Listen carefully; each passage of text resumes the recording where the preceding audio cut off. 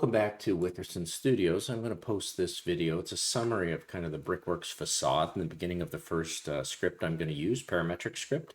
It generated a very nice one very quickly.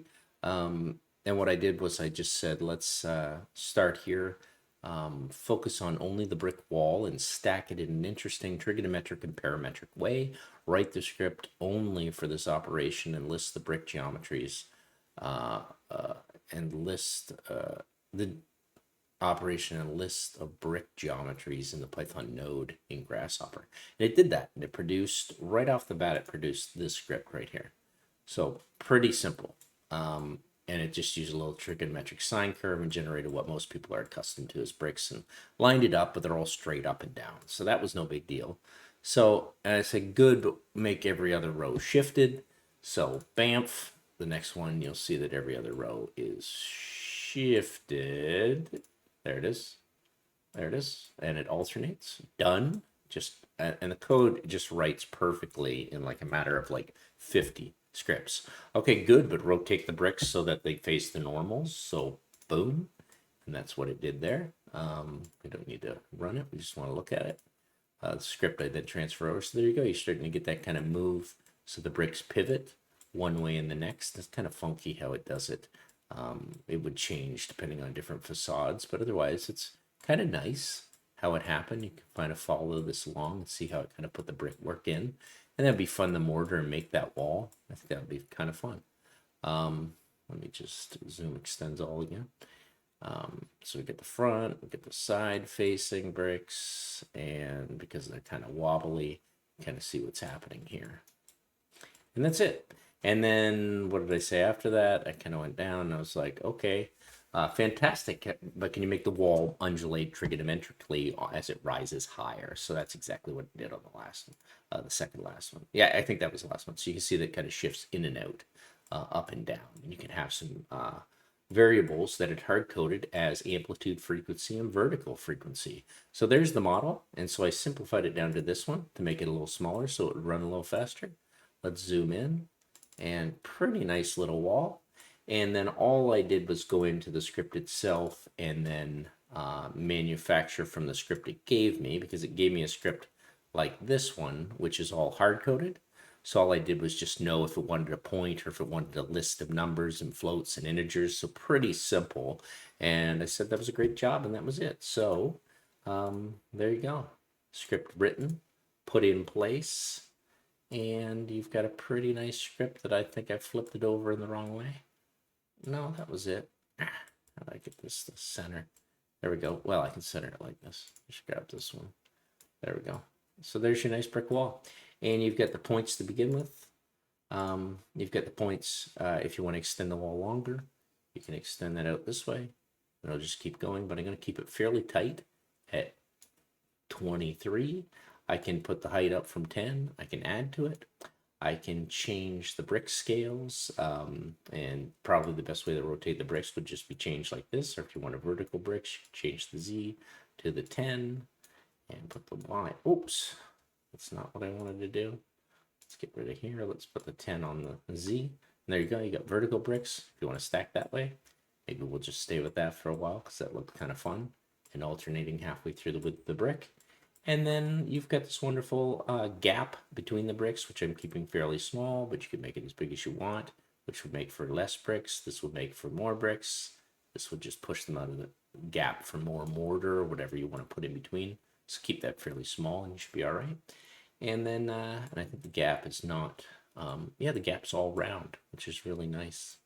So really want to speed up your process by doing something like this. And then the amplitude, you can see you can get this kind of jive. You can flatten it right down to the brick wall to start. Really nice little script. It took about 5 minutes to write. Nice little undulating wavy pattern here, and you've got not only a wavy pattern there, you've got the wavy pattern on the upside if you want to pull it out one way or the other. And you can take these numbers up a lot higher. You don't have to deal with one. Let's take them up to there. Let's see if we can't get this thing really waving out on the sides. There you go.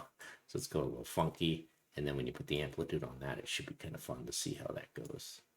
So yeah, it's a smaller number on the amplitude. But just something to play with as you go. Keep those numbers small. And maybe I'll shift back to the sideways bricks, except I just messed up. There we go. I'm going to go back and get rid of that and that. And we'll just put this one in there, this one in there. There you go. Your bricks are back to normal, and you get this little undulating, multi-dimensional trigonometric brick pattern.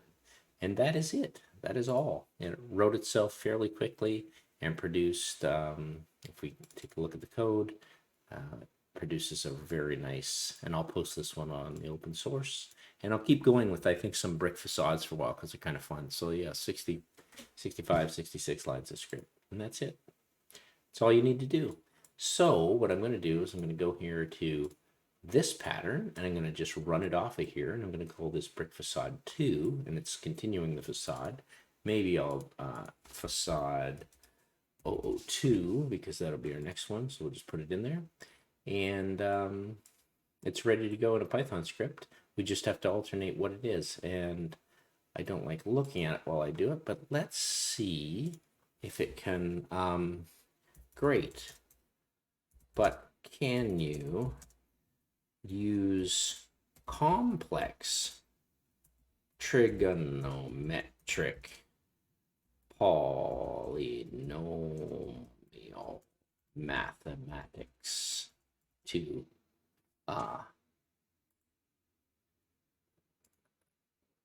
trigonometric to make the facade very funky and wild and chaotic, because those are my favorite things to talk about.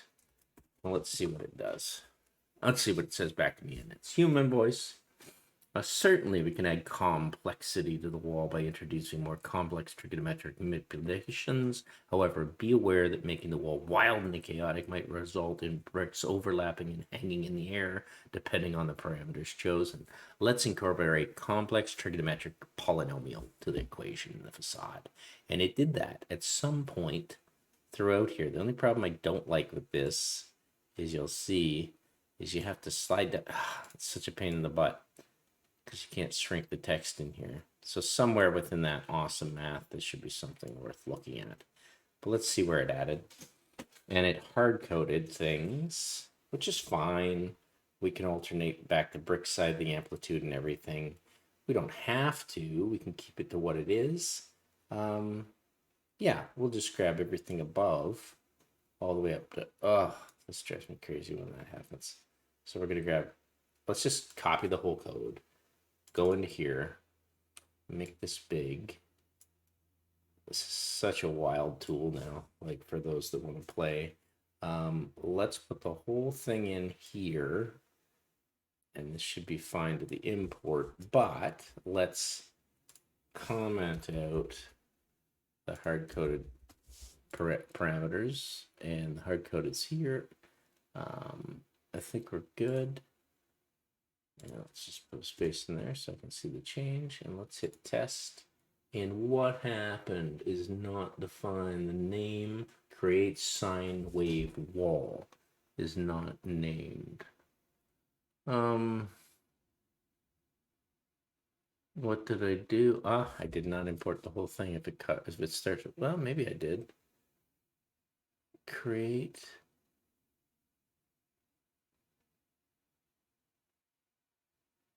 Oh, okay. Hang on a second. Let's go back to here and let's see what's.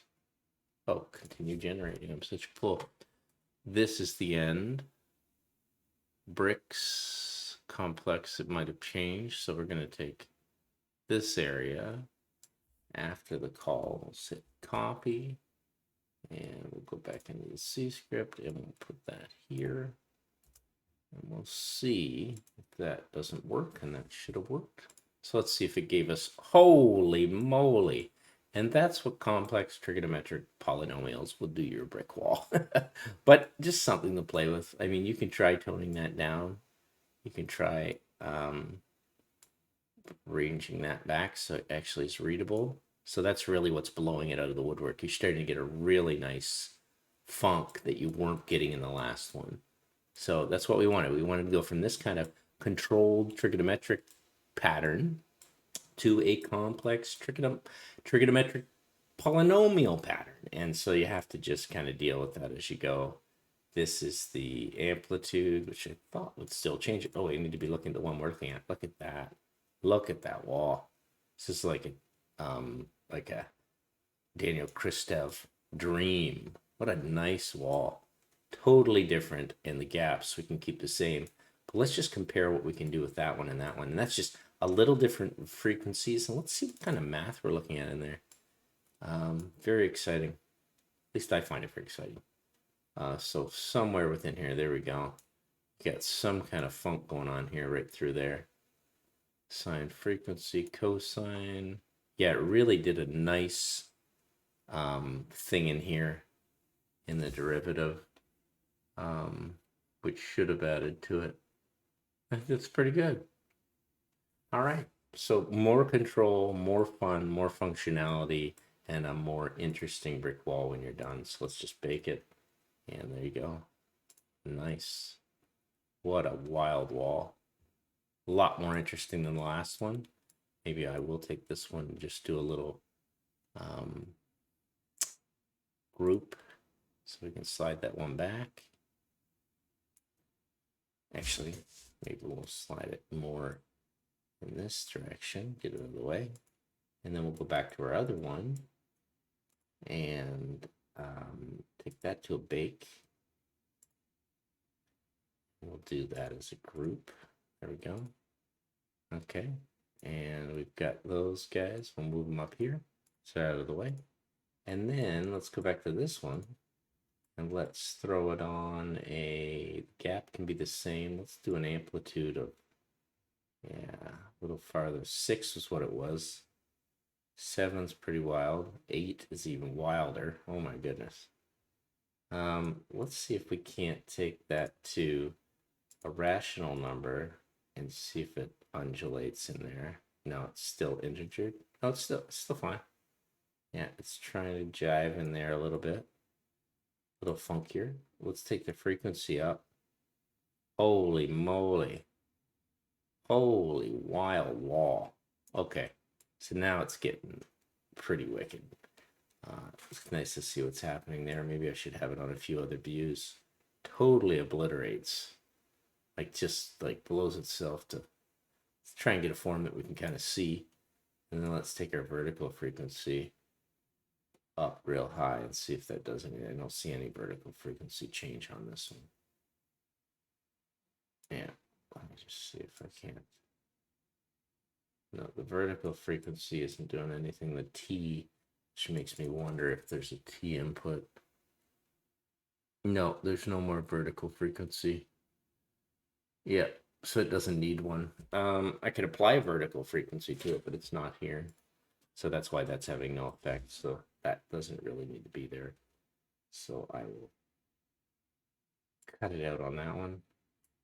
Because it's getting funky enough with the other polynomial. So there's no real need for that. All right.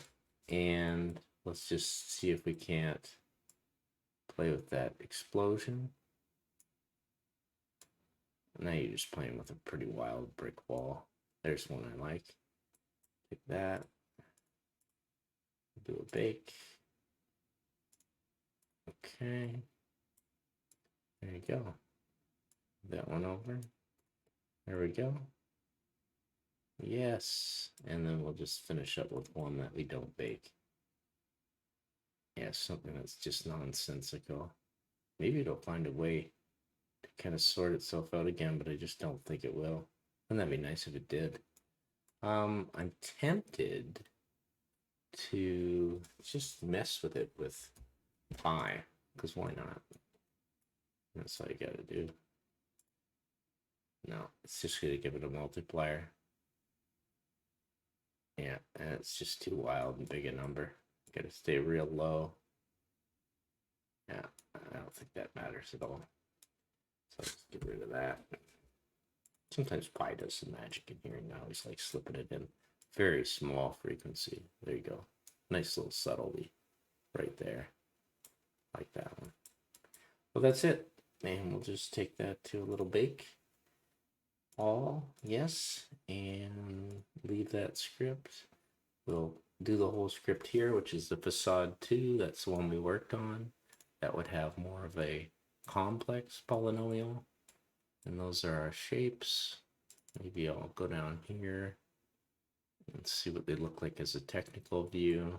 Kind of nice. And up ink drawing. Yeah. And ink here, all wrapped up over itself.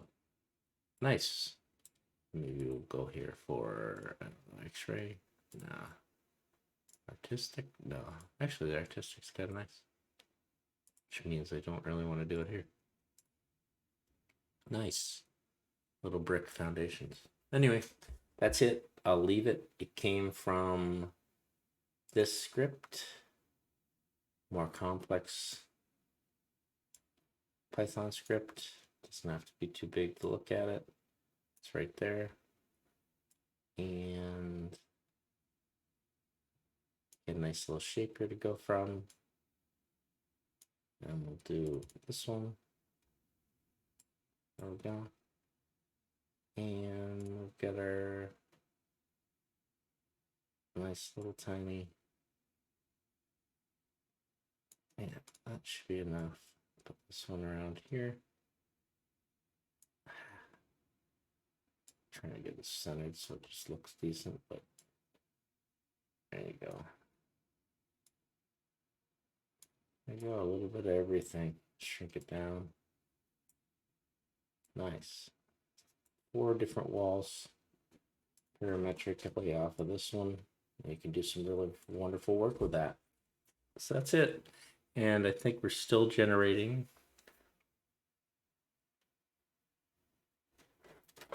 Okay, and I'll keep going. Fast little scripts.